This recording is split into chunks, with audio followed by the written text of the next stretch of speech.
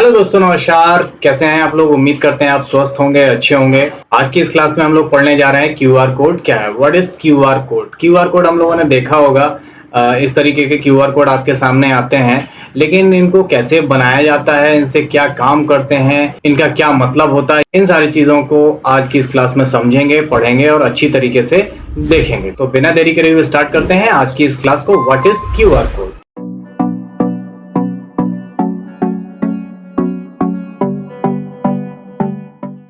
अब यहाँ पे ध्यान से जो चीज आपको समझ में नहीं आ रही है उसको लिख लीजिएगा, बहुत ही इंटरेस्टिंग टॉपिक है। अब यहाँ पर लिखा हुआ है क्यूआर कोड एक मशीन पठनीय ऑप्टिकल बारकोड होता है। मशीन पठनीय मतलब ये हम नहीं समझ सकते हैं, इसको हम पढ़ नहीं सकते हैं, ये सिर्फ मशीन ही पढ़ सकती है ना। जिसमें एक विशेष आइटम से संबंधित जानकारी जुड़ी रहती है। यह हाइपर टेक्स्ट के रूप में हो सकती है जिसे बारकोड रीडर द्वारा पढ़ाया जाता है। यानी जो बारकोड होता है, जो क्यूआर कोड होता है, इस कोड को पहले तो एक मशीन ही पढ़ सकती है और इसके अंदर बहुत सारी जानकारी होती है हाइपर टेक्स्ट के रूप में, जिसे हम लोग नहीं पढ़ सकते। इसके लिए अलग से मशीन चाहिए होती है जिसे हम बारकोड या क्यूआर कोड रीडर बोलते हैं। अब लिखा हुआ है यहाँ पे क्यूआर कोड का पूरा नाम है क्विक रिस्पॉन्स कोड, और यह मानक यूपीसी बारकोड से तेज पठनीय होता है, ज्यादा मेमोरी क्षमता का होता है, इसलिए इसे अन्य बारकोड की तुलना में अधिक लोकप्रिय और दुनिया भर में इस्तेमाल किया जाता है। इसी बारकोड रीडर में लोकेटर यानी यूआरएल वेबसाइट का नाम, आइडेंटिफायर यानी पर्सन का नाम और ट्रैकर एक प्रकार का कोड डेटा छिपा रहता है जो किसी वेबसाइट या एप्लीकेशन द्वारा एप्लीकेशन को खोलने में मदद करता है।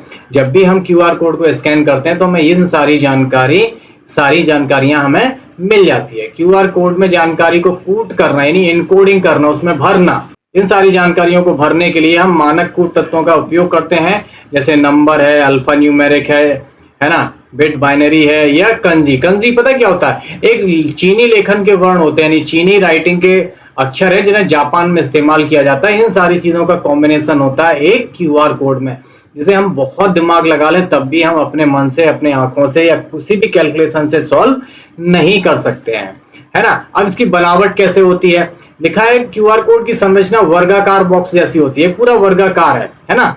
इसके अंदर सफेद बैकग्राउंड के ऊपर काले वर्गाकार बॉक्स बने रहते हैं, जैसे किसी इमेज कैप्चरिंग डिवाइस, कैमरा या स्मार्टफोन के द्वारा पढ़ा जाता है। हमें पता है हम इस तरीके से कैमरे के द्वारा इसको पढ़ सकते हैं। बारकोड रीडर को पढ़ने के लिए रीड सोलोमन कोड का इस्तेमाल करते हैं, मतलब वह इमेज को जब तक स्कैन करता रहेगा जब तक डेटा सही तक नहीं पहुंच जाएगा। इस दौरान वह ईमेल में शामिल गलतियों को सुधारता रहता है, क्योंकि अधिकतर कोड ब्लैक एंड व्हाइट होते हैं मगर ये रंगीन भी जनरेट किए जाते हैं और अपनी जरूरतों अनुसार इन्हें कस्टमाइज भी कर सकते हैं, है ना। तो यहाँ पे हमें चीज समझ में आई कि उसको पढ़ने के लिए हमें कैमरा चाहिए जो कि स्मार्टफोन या इंटरनेट से कनेक्ट हो और वह क्यूआर कोड को पढ़ने के लायक भी हो, इंटरनेट भी होना चाहिए, और वो तब तक उसे स्कैन करता रहता है जब तक कि वो आप उसका डेटा हमारा मोबाइल सही से कैच नहीं कर लेता है। अब बहुत इंपॉर्टेंट चीज है क्यूआर कोड का इतिहास क्या है। क्यूआर कोड का आविष्कार जापान की कंपनी डेंसो वेब द्वारा किया गया था, जिसे वाहन उद्योग के लिए विकसित किया गया था। बारकोड के द्वारा उत्पादन के समय वाहनों की ट्रैकिंग की जाती थी। बारकोड का सबसे पहले यूज हुआ था व्हीकल इंडस्ट्रीज में, यानी वाहनों के लिए, है ना। क्यूआर कोड वाहन उद्योग के अलावा फिर अलग अलग क्षेत्रों में इस्तेमाल किया जाने लगा, जिसमें बिजनेस और निजी दोनों उपयोग शामिल है, जिसके कारण क्यूआर कोड और ज्यादा इस्तेमाल होने लगा था। लेकिन शुरुआत में जब डेंसो वेब ने बनाया था तब इसका यूज सिर्फ वाहन इंडस्ट्रीज के लिए होता था, सिर्फ व्हीकल यानी गाड़ियों के लिए यूज किया जाता था, व्हीलर इंडस्ट्रीज के लिए वगैरह। क्यूआर कोड कितने प्रकार के आते हैं? दो प्रकार के होते हैं, एक स्टैटिक क्यूआर कोड होता है और एक डायनेमिक क्यूआर कोड होता है। अब स्टैटिक क्या होता है? इस बार कोड का उपयोग सार्वजनिक सूचना को प्रसारित करने के लिए किया जाता है और इससे बहुत कम बार संपादित किया जाता है। इस क्यूआर कोड को पोस्टर, टीवी विज्ञापन, अखबार, पत्रिका आदि में प्रकाशित किया जाता है और इस कोड का निर्माता सीमित जानकारी प्राप्त कर पाता है, क्यूआर कोड कितनी बार स्कैन किया है या जिस डिवाइस से स्कैन किया हुआ है उसका ऑपरेटिंग सिस्टम। मतलब स्टैटिक कोड में थोड़ा कम जानकारियां होती हैं और कम डेटा हमें मिल पाता है। जबकि डायनेमिक क्या होता है? डायनेमिक एक लाइव क्यूआर कोड होता है, जिसे समय समय पर बदला जा सकता है। इसे यूनिक क्यूआर कोड भी कहते हैं। इसका निर्माता कई प्रकार की जानकारी ले सकता है, जैसे किसने स्कैन किया, स्कैन करने वाले की ईमेल आईडी, कितनी बार स्कैन किया और कोड में शामिल जानकारी तक और कन्वर्सेशन रेट, ये सारी जानकारी मिल जाती है डायनेमिक क्यूआर कोड से। जैसे हम लोग फोन पे का क्यूआर कोड होता है ना, जो फोन पे, गूगल पे क्यूआर कोड करते हैं, वो स्टैटिक क्यूआर कोड होते हैं जो एक बार प्रिंट होगा फिर नहीं बदलेंगे। जबकि हम जैसे व्हाट्सएप का क्यूआर कोड स्कैन करते हैं वो डायनेमिक क्यूआर, क्योंकि हर बार बदल जाता है वो। आप व्हाट्सएप की क्यूआर कोड की फोटो खींच के रख लो, आप हर बार उसको यूज नहीं कर पाओगे, वो बदलता रहता है। जबकि फोन पे गूगल के क्यूआर कोड हमेशा स्थिर रहते हैं, है ना। तो इसको बोलते हैं हम स्टैटिक, और जो बदलते रहते हैं उसे हम बोलते हैं डायनेमिक क्यूआर कोड। क्लियर है ना। अब क्यूआर कोड की विशेषताएं क्या होती हैं। क्यूआर कोड को मोबाइल फोन से स्कैन किया जा सकता है, इसके लिए विशेष बारकोड रीडर की जरूरत नहीं पड़ती है। यह वर्सटाइल होता है, लगभग सभी प्रकार के बाइनरी, न्यूमेरिकल, अल्फाबेटिक डेटा को इनकोड कर सकता है, तेजी से स्कैन होता था, अन्य बारकोड की तुलना में अधिक रिलायबल है, पठनीय भी है। अन्य प्रकार के 1D 2D बारकोड की तुलना में क्यूआर कोड बड़े पैमाने पर डेटा स्टोर कर सकता है, इसमें बहुत सारी जानकारी रह सकती है ना। पता चले पूरी पूरी वेबसाइट, पूरा का पूरा सॉफ्टवेयर इसके अंदर मिल जाएगा आपको। ये इसकी विशेषताएं थी। अब देखते हैं इसका यूज हम कहां कहां करते हैं। क्यूआर कोड का उपयोग किसी ब्रांड के लिए विज्ञापन चलाने के लिए किया जाता है। वर्तमान समय में उपभोक्ता किसी ब्रांड की वेबसाइट को ब्राउजर पर यूआरएल टाइप करने की बजाय क्यूआर कोड से स्कैन कर तेजी से ओपन कर सकते हैं। क्यूआर कोड में हाइपरलिंक समाहित होता है, उसका वेबसाइट का पता होता है।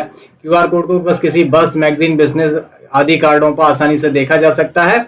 क्यूआर कोड को स्कैन कर किसी विषय पर विशेष जानकारी प्राप्त भी कर सकते हैं। क्यूआर कोड उपयोग मुद्रा के लिए किया जाने लगा है। जून 2011 में रॉयल डच मिंट द्वारा दुनिया का पहला क्यूआर कोड मुद्रा लॉन्च किया गया था। इसके लिए कॉइन्स स्मार्ट स्कैन करने से लिंक वेबसाइट, उस सिक्के के इतिहास और अन्य जुड़ी जानकारी प्राप्त हो जाती है। क्यूआर कोड का उपयोग वेबसाइट में लॉगिन करने के लिए किया जा सकता है। कंप्यूटर स्क्रीन पर क्यूआर कोड दर्शाया जाता है, जिससे कोई वेरीफाइड यूजर स्मार्टफोन से स्कैन करता है तो ऑटोमेटिक लॉगिन हो जाता है। यहाँ पे देखो मैंने अभी बताया था, व्हाट्सएप के लिए अपने डेस्कटॉप यूजर से लॉगिन इसी तरीके से करवाता है। अगर आप अपने कंप्यूटर पर व्हाट्सएप चलाना चाहते हैं तो आप व्हाट्सएप को क्यूआर कोड से स्कैन करके ही अपने कंप्यूटर पर स्कैन कर सकते हैं। क्यूआर कोड में बैंक की जानकारी, क्रेडिट कार्ड की जानकारी स्टोर करी जा सकती है। सुविधाजनक लोग पेमेंट कर पा रहे हैं, भीम, यूपीआई, इन सारी चीजों से क्यूआर कोड से ही पेमेंट तो आजकल होते हैं।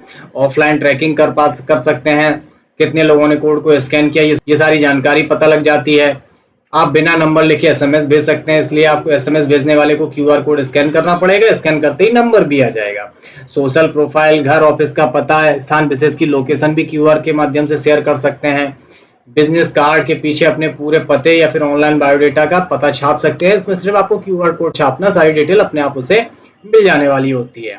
ओके ना। अब स्कैन कैसे करना है आपको नॉर्मल अगर पता है, जैसे आप लोग करते हैं वैसे बता देते हैं। यहाँ पे आपको पहला स्टेप लेना है, अपने फोन में इंस्टॉल किसी भी ऐप को चालू कीजिए जिसमें क्यूआर कोड स्कैन करने का फीचर हो, जैसे पेटीएम है या प्ले स्टोर से आप क्यूआर कोड रीडर भी इंस्टॉल कर सकते हैं। अब जिस कोड को स्कैन करना है उसके ऊपर अपने मोबाइल फोन के कैमरे को पॉइंट कीजिए, स्कैन करते ही सीधे आप उस क्यूआर कोड पे जो भी वेबसाइट लिखी होगी वहां तक आप पहुंच जाएंगे। अब यहाँ पर देख लेते हैं कि हम क्यूआर कोड अगर खुद का बनाना चाहें तो कैसे बना सकते हैं। इंटरनेट पर बहुत सारी वेबसाइट हैं, बहुत सारे टूल्स हैं ऐसे जो आप बना सकते हैं। यहाँ पर मैंने आपको कुछ वेबसाइट दी हैं, www.forqrcode.com, www.freeqrcode.net, goqr.me या qrcodegenerator.com। ये सारी वेबसाइट पे आप अपने लिए क्यूआर कोड बना सकते हैं और इनसे आपका कोई चार्ज नहीं लिया जाए। तो उम्मीद करता हूं आपको क्यूआर कोड का उपयोग, क्यूआर कोड कहाँ यूज होता है, कैसे यूज होता है, क्यों यूज करना चाहिए, उसमें क्या क्या होता है, ये चीजें समझ में आ गई होंगी।